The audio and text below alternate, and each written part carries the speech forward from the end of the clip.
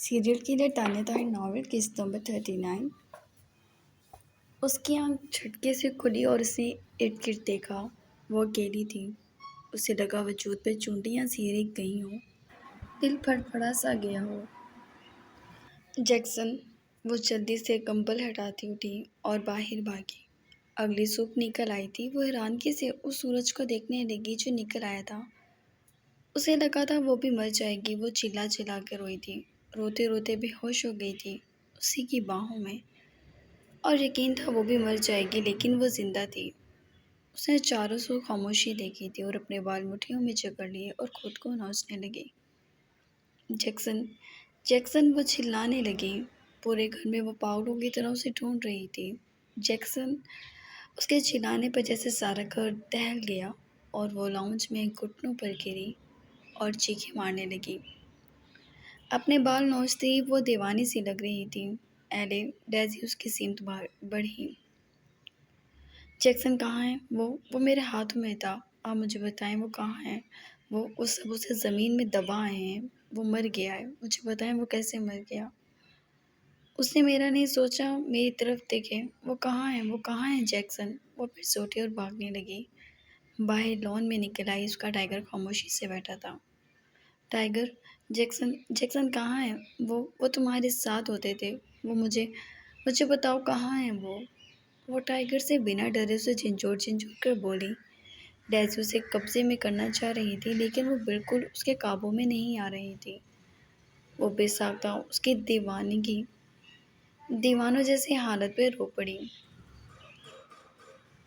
Jackson کہاں ہے؟ وہ اٹھی اور گھر سے باہر بھاگنے لگی، جبکہ ڈیزی نے ہنری کو کال ملا لی۔ ہنری! وہ سسکی۔ ہنری! وہ پاگل ہو گئی ہے۔ وہ مجھ سے نہیں سنبھل رہی۔ ڈیزی بری طرح رو تھی۔ جیکسن! اس کی چیخیں، اس کے آنسو دل چیر رہے تھے۔ ڈیزی اسے تھامنے کی کوشش کرنے لگی، جبکہ وہ اس کے ہاتھوں سے نکل جا رہی تھی۔ وہ مجھے چھوڑ کر نہیں جا سکتے۔ وہ نہیں جا سکتے مجھے چھوڑ کر۔ وہ کیسے چھوڑ دیں گے مجھے؟ وہ چلا رہی تھی، رو رہی تھی۔ اپنے آپ کو سنبھالو، تمہاری حالت ٹھیک نہیں ہے۔ ڈیزی نے اسے یاد دلایا کہ اس کا بچہ اس کے پاس ہے، جبکہ وہ سر لیے بنا اس کے پاس سے بھاگی، اور جیسے وہ باہر نکلتی ویسے ہی زخمی ہنری گھر کے اندر داخل ہوا۔ ایلے کا دل کیا وہ دھاڑے مارے، اتنا چلائے کہ اس کا گلا پھٹ جائے، دل پھٹ جائے، اس کا وجود کھا لے۔ آج ٹائیگر کھا لے اسے۔ ہنری نے اس کے سمت دیکھا، بکھرے ہوئے بال، غم سے نڈھال وجود اور دھنسی ہوئی آنکھیں۔ وہ جیکسن کی ایلے نہیں لگ رہی تھی۔ وہ اسے پلک جھپک کر دیکھ رہی تھی، اس کی آنکھوں سے بہتے آنسو ہنری کے دل پر پڑ رہے تھے۔ وہ آگے بڑھا، وہ پیچھے ہٹ گئی۔ ایلے! اس نے پکارا۔ جیکسن کہاں ہے؟ اس نے ایلے کی طرف دیکھا اور چہرہ موڑ لیا اور بے ساختہ رو پڑا تھا۔ وہ جیسے مر رہا تھا اس وقت۔ کہاں ہے جیکسن؟ ایلے نے پھر سے سوال کیا۔ وہ بہت دور چلا گیا ایلے۔ وہ بے ساختہ رویا۔ ایلے اپنے کانوں پہ ہاتھ رکھ گئی۔ نہیں، تم غلط بول رہے ہو۔ وہ مجھے چھوڑ کر نہیں جا سکتے۔ وہ جانتے میں ان کے بنا نہیں رہ سکتی۔ وہ ایک دم گری تھی۔ ہنری اور ڈیزی اس کی طرف دوڑے اور وہ لون میں گر گئی۔ اس نے آسمان کی طرف ایک نظر دیکھا۔ جیکسن! لب بڑبڑائے اور وہ بے ہوش ہو گئی۔ یہ ایکسیپٹ نہیں کر سکتی۔ یہ سب کچھ ظلم ہے ایلے کے ساتھ، یہ بہت بڑا ظلم۔ جیکسن نے کیا کر دیا؟ ڈیزی بولی، جبکہ ہنری نے ایلے کو بازوں میں اٹھا لیا اور اسے اندر لے آیا۔ 5 ماہ بعد۔ پتھرائی ہوئی آنکھوں سے دیوار کو گھورتی وہ بیڈ پر پڑی تھی۔ اس کے وجود میں اتنی بھی سکت نہیں تھی کہ خود اٹھ کر پانی بھی پی لے۔ پچھلے 5 ماہ سے اس نے اپنے حال کو اتنا بے حال کر دیا تھا کہ ڈاکٹرز نے وارن کر دیا تھا ہنری کو کہ اگر حالات یہی رہے تو بچے کو بچانا بے حد مشکل ہو جائے گا، کیونکہ ایلے نے ہر چیز سے رخ موڑ لیا تھا، ضد کر کے وہ لاس ویگاس دوبارہ آ گئی تھی اور اس کے ساتھ سب کو یہاں آنا پڑا تھا۔ کارٹر کا بھائی سارک نیو یارک میں کلین سویپ کا کر رہا تھا، جبکہ جیکوب اور جیکسن کی موت کی خبر پھیلتے ہی نیو یارک کا ہر کتا منہ پاڑنے لگا تھا۔ ایک وبال تھا چاروں طرف، ہنری سے جو سنبھل نہیں رہا تھا۔ سارک روز ان کے گھر آ رہا تھا اور جیسے ہی اس وقت پہ ملازم نے آ کر بتایا کہ سارک آیا ہے، ہنری کا دل کیا اس کے اندر گولیاں اتار دے، لیکن اس سے تو خود اپنا آپ اتنا کمزور لگتا تھا۔ صرف جیکوب، ڈیزی، ہنری اور ایلے تھے یہاں۔ باقی سب کہاں تھے؟ نہ ہی ایلے نے پوچھا اور نہ ہی کسی نے بتایا۔ ایلے یوں ہی بیٹھی تھی، ہمت ہی نہیں تھی کہ بیٹھ بھی سکے تو وہ لیٹ گئی اور سارک مسکراتا ہوا اسی کمرے میں آ گیا۔ اب وہ تمہارے نام نہاد گارڈز مجھے روک رہے تھے، تھپڑ مار کے اندر گھس آیا ہوں۔ اب تم جیکسن روبو تو ہو نہیں جس کا خوف مجھے دروازے پر ہی روک لے۔ بہرحال اس نے ایلے کو دیکھا۔ ہنری اس کے سامنے آ گیا۔ کچھ زیادہ ہی تو اپنی بھابھی سے مزے لے رہا ہے، اس کی حالت دیکھ۔ خباثت سے وہ ہنسا تھا۔ ایلے ان 5 ماہ میں 500 بار یہ بات سن چکی تھی۔ اس کی آنکھوں میں خشک پتلیوں میں پانی تیرنے لگا اور وہ چہرہ ادھر کر کے رو پڑی۔ ہنری نے غصے سے سارک کو دھکیلا۔ دفع ہو جاؤ یہاں سے، ہنری بیبی، ایسے مت کرو۔ دیکھو تمہاری مافیا کا جو جھنڈا تھا نا، وہ تو میں توڑ چکا ہوں۔ اب تم خالی خولی کچھ بھی لگو، کوئی فرق نہیں پڑتا۔ تمہاری جگہ ایک بہترین مافیا نے لے لی ہے۔ 5 ماہ سے جیک روبو اور جیکسن روبو کی موت نے نیو یارک کا سکہ بدل گیا، تو تمہارے پٹ پڑانے سے کیا ہو جائے گا؟ اینیویز سائڈ پر ہو۔ وہ ہنری کو دھکیل گیا جبکہ ایلے کی جانب بڑھا۔ کچھ مزے ہمیں بھی کرنے دو، وہ ہونٹوں کو دانتوں میں رگڑتا بولا۔ ہنری کو غصے کی انتہا چڑھی تھی۔ اس نے سارک کا گریبان جکڑا اور سارک نے اس کا گریبان جکڑ لیا۔ میں چاہوں تو ابھی مروا دوں تمہیں، اپنے قابو میں رہو، وہ دھاڑا۔ ایلے نے ان دونوں کی طرف نہیں دیکھا۔ پیٹھ موڑے وہ روئی جا رہی تھی۔ آج اگر جیکسن ہوتا، کوئی اس کے بارے میں ایسی بات کرتا نہیں، کبھی نہیں۔ اس نے تو آرتھر کی آنکھوں میں اس کا خوف دیکھا تھا۔ High beautiful SAARC. ہنری کے دھاڑنے پر سارک ہاتھ اٹھا گیا۔ اچھا ٹھیک ہے، میں پھر کبھی آ جاؤں گا۔ آج اس کی مردانگی زیادہ جاگ رہی ہے، لیکن اس کو اتنا استعمال نہ کرو کہ ختم ہی ہو جائے۔ کچھ ہمارے لیے بھی چھوڑ دو۔ سارک ہنسنے لگا۔ ایلے نے ان دونوں کی طرف ہی نہیں دیکھا تھا اور سارک باہر نکل گیا۔ ہنری نے ایلے کی جانب دیکھا۔ بکواس کر رہا ہے یہ، میں اس کا منہ توڑ دوں گا، تم اس بات کو مت سوچنا۔ وہ بے چینی سے اس کی جانب بڑھا۔ ایلے نے سر بھی اٹھا کر نہیں دیکھا تھا اسے۔ 5 ماہ ہو گئے تھے۔ ایلے نہ تم میری طرف دیکھتی ہو نہ بات کرتی ہو، کچھ کھاتی نہیں پیتی نہیں، آخر کب تک خود کو مارنے کی کوشش کرتی رہو گی؟ وہ بولا جبکہ ایلے خاموش بیٹھی رہی۔ ایلے پلیز، اس نے ہاتھ آگے بڑھایا اور ایلے نے ہاتھ کھینچ لیا۔ یہ ان دونوں کے لیے ایک دوسرے کے گلے لگنا عام بات تھی۔ گلے لگ جانا عام بات تھی۔ ہنری کو کافی تکلیف ہوئی تھی اس کے رویے پر۔ وہ کھانے کی ٹرے اس کے پاس روز کی طرح رکھتا، اس کے پاس سے اٹھ کے باہر آ گیا۔ اس نے ایک فون کال ملائی جس کو کبھی وہ کال کرنا نہیں چاہتا تھا، لیکن شاید یہ ضروری تھا، اور دوسری طرف سے کال اٹھی تو بالکل خاموشی اور ہلکی ہلکی رونے کی آواز تھی۔ مجھے تمہاری ہیلپ چاہیے، اور وہ بھی صرف ایلے کے لیے۔ وہ اسٹریٹ فارورڈ بولا۔ کہاں آنا ہے مجھے؟ بیلا نے آنکھیں صاف کرتے ہوئے سوال کیا۔ لوکیشن سینڈ کرتا ہوں میں تمہیں، اور تمہاری لاس ویگاس کی ٹکٹ بھی کرا دیتا ہوں۔ نہیں میں خود۔ اس احسان کا شکریہ لیکن ضرورت نہیں ہے، وہ اسپاٹ لہجے میں بولا۔ بیلا لب دبا گئی اور فون بند ہو گیا۔ وہ پھر پیچھے مڑ کر دیکھنے لگا۔ کمرے کا دروازہ کھلا ہوا تھا اور کھانے کی ٹرے ویسے ہی رکھی تھی۔ وہ کسی کی بات نہیں مانتی تھی، بس اپنی ضد پہ اڑی رہتی تھی۔ نہ کچھ بولتی تھی، نہ کچھ کھاتی تھی، اور نہ ہی کسی کی بھی طرف دیکھنا چاہتی تھی۔ کچھ دیر ہی گزری تھی کہ ایلی نے اٹھ کر کمرے کا دروازہ بند کر لیا۔ ہنری کا دل بیٹھ سا گیا۔ وہ معلوم نہیں کتنی بار مرنے کی کوشش کر چکی تھی۔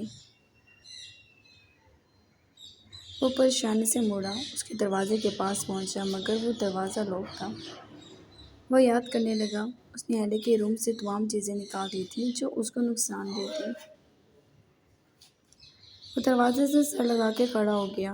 ان 5 ماہ میں اس نے ایلی کی ہر ممکن حفاظت کرنی چاہی تھی، لیکن سچ تو یہ تھا کہ وہ خود جیکسن کے بنا کچھ نہیں تھا، اور یہ سارک نے الگ اسے زچ کر دیا تھا۔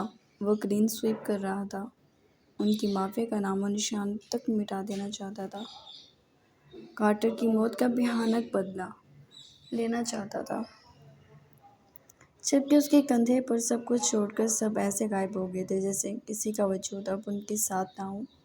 اس کی آنکھیں نم سی ہوئیں اور اس نے گہرا سانس بھرا۔ بیلا اس کا آخری سہارا تھی، ایلی کو ٹھیک کرنے کا۔ جیکسن کا بچہ۔ وہ سر تھم گیا، آنکھوں میں آنسو بھر گئے۔ وہ اسے کھونا نہیں چاہتا تھا، وہ اس بچے کو کوئی نقصان نہیں پہنچانا چاہتا تھا، لیکن اس کی ماں جتنا خوش تھی، اب اتنی ہی بڑی دشمن بن گئی تھی۔ نہ اسے اس بچے کی فکر تھی، نہ خود کی۔ ڈیزی نے اس کی جانب دیکھا اور اپنے آنسوؤں کو صاف کر کے اس کے نزدیک آئی۔ تم بھی کچھ کھا لو، وہ پیار سے بولی۔ وہ چونک کر ماں کو دیکھنے لگا۔ نہیں، مجھے ایک ضروری کام سے جانا ہے، پلیز آپ ایلی پہ توجہ رکھیے گا۔ وہ چپ ہو گیا۔ ڈیزی بھی چپ ہو گئی۔ کاش ایسا کچھ نہیں ہوتا، وہ بے ساختہ رو دی۔ ہر کندھے کو کندھا دینے کے لیے ہنری میں اب ہمت نہیں تھی۔ وہ ماں کے شانے پہ ہاتھ رکھتا وہاں سے لمبے ڈنگ بھر گیا، جبکہ باہر کھڑے گارڈ کو چوکنا کر دیا تھا کہ وہ اب کسی اجنبی کو گھر میں گھسنے نہ دے۔ سارک جان بوجھ کر یہ حرکتیں کر رہا تھا۔ وہ جیکسن کے جانے کے بعد اب ایلی کے ساتھ کیا کرنا چاہتا تھا، اسے خبر نہیں تھی، لیکن وہ پوری توجہ رکھے ہوئے تھا اور پوری کوشش میں تھا کہ وہ ایلی کی جان سے بڑھ کے حفاظت کرے۔ وقت اپنی رفتار چلتا جا رہا تھا، رات دن بالکل ایک سے تھے، ذرا بھی کوئی فرق نہیں تھا، نہ ہی اس کے کسی رویے میں فرق آیا تھا۔ وہ دن رات بس گزار رہی تھی کہ کسی دن اس کا دل یہ غم نہ سہتے ہوئے پھٹ جائے گا۔ اس نے اپنی کلائیوں کی جانب دیکھا، جہاں کہیں کٹ کے نشان تھے۔ اس نے خود کو مارنے کی ان چند ماہ میں ہر ممکن کوشش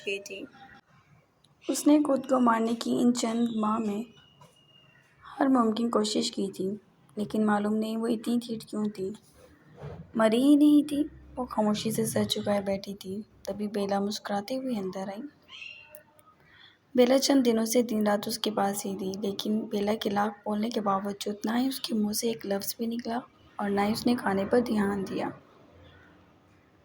2 لقمے لیتے ہی اسے الٹیاں آنے لگ جاتی اور اس کے بعد بس وہ روتی ہی رہتی۔ ہنری کے پاس آنے پر چلانے لگتی۔ ہنری کا اس کی حالت دیکھ کر دل پھٹ رہا تھا، لیکن وہ ہنری کو بالکل برداشت نہیں کرتی تھی۔ بیلا بھی بالآخر چھپ کر رو ہی دی۔ یا تو وہ دونوں ایک دوسرے کے ساتھ ایسے تھے کہ وہ اس کے بازو میں سو جاتی، بے فکر ہو کر۔ شاید اسے یقین تھا اس کی فکر میں 2 آنکھیں جاگ رہی ہیں، اسے لے جائیں گی اس کے پاس سے، اور اب وہ نہ چین سے بیٹھ پاتی تھی اور نہ ہی کچھ اور کر پاتی تھی۔ اسے لگا حقیقی معنوں میں اس کی آواز اب کھو گئی ہے۔ اس کے سامنے وہ لوگ چیختے رہتے اور اسے لگتا اس کے گلے میں آواز ہی نہیں۔ وہ بولی، وہ کہے کیا بات؟ وہ خشک آنکھوں سے بیلا کو دیکھتی رہتی۔ اس وقت بھی اسے کافی تیز بخار تھا اور بیلا دوائی کے ساتھ کچھ کھانے کی چیزیں بھی لائی تھی۔ ایلی پلیز کھا لو، اپنے بچے کا سوچو، بیلا نے منت کی، جبکہ ایلی نے کچھ نہیں کہا، سر جھکائے بیٹھی رہی تھی۔ تمہیں بہت تیز بخار ہے، تمہارا وجود بخار میں پھنک رہا ہے۔ مجھے ڈر ہے کہیں بچے کو کچھ ہو گیا۔ پلیز کچھ کھا لو پھر دوائی لے لینا۔ بیلا نے لقمہ اس کے منہ کی جانب کیا۔ وہ یوں ہی بیٹھی رہی اور باہر ایک دم ہلچل سی ہوئی۔ بیلا نے اٹھ کر دیکھا۔ ایلے کو آوازیں آ رہی تھیں۔ وہ دکھتی آنکھوں سے اپنے ہاتھ کی لکیروں میں نہ جانے کیا تلاش کر رہی تھی کہ اچانک اسے سنائی دیا، ٹائیگر کو ڈاکٹر پہ لے کر چلو۔ اس نے سر اٹھایا۔ سرخ آنکھوں میں پانی دوڑ گیا۔ وہ ایک دم اٹھی اور بھاگتی ہوئی باہر نکلی۔ سب اسے دیکھ کر حیران رہ گئے۔ وہ ایلے نہیں لگ رہی تھی جسے جیکسن نیو یارک کی ملکہ کہتا تھا۔ وہ تو کوئی ہڈیوں کا ڈھانچہ لگ رہی تھی۔ پھیکا رنگ اور الجھے ہوئے بال، سیاہ ٹی شرٹ اور ٹراؤزر میں، اور سرخ ہوئی آنکھوں سے باہر دوڑ آئی۔ لون میں ٹائیگر کے گرد کافی رش لگا رکھا تھا سب نے۔ کیا ٹائیگر بھی مر جائے گا؟ وہ خوف سے اس طرف بڑھنے لگی تھی اور اس کے آگے بڑھنے پر گارڈز پیچھے ہٹے اور ایلے ایک دم ٹائیگر کے پاس گر گئی۔ چلتے ہوئی آنکھوں سے اسے گہرا سانس بھرتے دیکھنے لگی، جیسے وہ تکلیف میں ہو۔ بالکل ویسے ہی جیسے وہ بھی تھی تکلیف میں، لیکن تکلیف جاتی ہی نہیں تھی، وقت کے ساتھ ساتھ بڑھ رہی تھی۔ وہ اس کی جدائی کو تصور کرنا ہی نہیں چاہتی تھی، لیکن 5 ماہ سے اس کو دیکھا نہیں تھا، اس کی قبر پر نہیں گئی تھی۔ ٹائیگر کو مرتے ہوئے دیکھ اس کی خوش قسمتی پر رشک کرتی وہ اس کی پشت پر ہاتھ پھیرنے لگی۔ اس کی پشت پر جیسے جیسے ہاتھ پھیر رہی تھی ویسے ویسے اس کی سسکیاں بند رہی تھیں اور دیکھتے ہی دیکھتے وہ چیخیں مارنے لگی۔ ٹائیگر کے پہلو میں بیٹھی وہ لون کی زمین پہ پاؤں پٹک رہی تھی کہ اپنا چہرہ پیٹتی رو رہی تھی۔ بیلا اس کی حالت پہ گھبرا کر بھاگی، اسے پکڑا۔ وہ چلانے لگی، ایلے ایلے ایلے دھاڑی مارنے لگی تھی۔ وہ رو رہی تھی، وہ چلا رہی تھی، اس کا بس نہیں چلا اپنے ہی ہاتھوں سے اپنا دل چیر دے۔ وہ کچھ ایسا کر جائے کہ وہ بھی مر جائے اور جیکسن کے پاس چلی جائے۔ بیلا سے وہ نہ سنبھلی تو اس نے نہ چاہتے ہوئے بھی ہنری کو کال کی، اور ہنری اس کے کہنے پہ جہاں بھی تھا وہ 10 منٹ میں واپس لوٹا تھا۔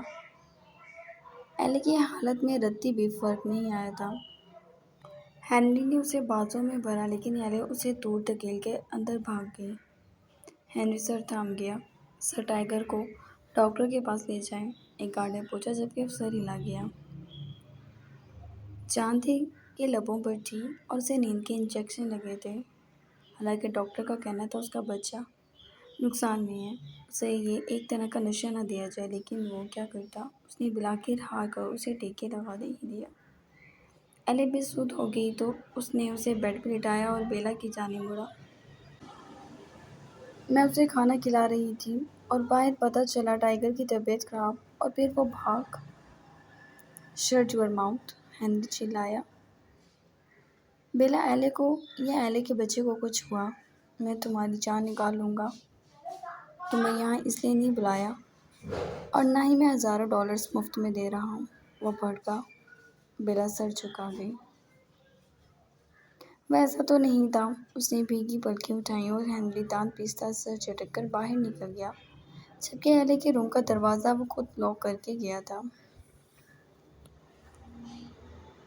جیکسن لب پڑپڑائے اور ایک دم جیسے اس نے آنکھیں کھول دیں۔ چاروں طرف عجیب اندھیرا تھا لیکن اسے ڈر نہیں لگ رہا تھا۔ اچانک ہی اس کی نگاہوں کے سامنے ایک عکس سا بن گیا۔ جیکسن، وہ جھٹکے سے اٹھ بیٹھی۔ وہ دور کھڑا اسے دیکھتا مسکرا رہا تھا۔ جیکسن، وہ اٹھی، دوڑ کر اس سائے تک پہنچی، لیکن اچانک وہ سایہ غائب ہو گیا۔ اس نے ادھر ادھر دیکھا اور ایک بار پھر اسے وہ دکھائی دیا۔ وہ ہتھیلی کو چہرے پہ رکھے بری طرح سے سک اٹھی۔ اس کی ہچکیاں گونجنے لگیں۔ ایلے، اس کے کانوں میں اپنے نام کی پکار۔ جیکسن، وہ کانپ اٹھی۔ یہ کیا حال بنایا ہوا ہے؟ وہ حیرانگی سے آنکھیں پھاڑے اسے دیکھی جا رہی تھی، جو اسے اوپر سے نیچے تک دیکھ رہا تھا، سوال کر رہا تھا۔ ایلے کی سرخ آنکھوں میں بے یقینی تھی۔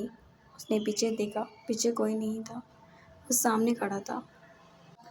وہ کچھ کہہ نہیں پا رہی تھی، اس کا دل اتنی تیزی سے دھڑک رہا تھا جیسے چند لمحوں میں بس اپنی ساری دھڑکنیں کھو دے گا، اس کا وجود ریزہ ریزہ ہو جائے گا۔ میں نے کچھ پوچھا ہے؟ اس نے اسی روب اسی دبدبے سے سوال کیا تھا۔ وہ ویسا ہی تھا۔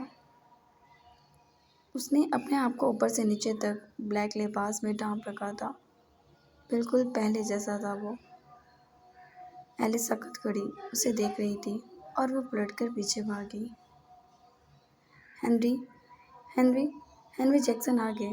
جیکسن وہ موڑی اور بالکل اس کی قسمت کی طرح سیاہیں چاروں سو پھیلی اس کا منہ چڑھا رہی تھی۔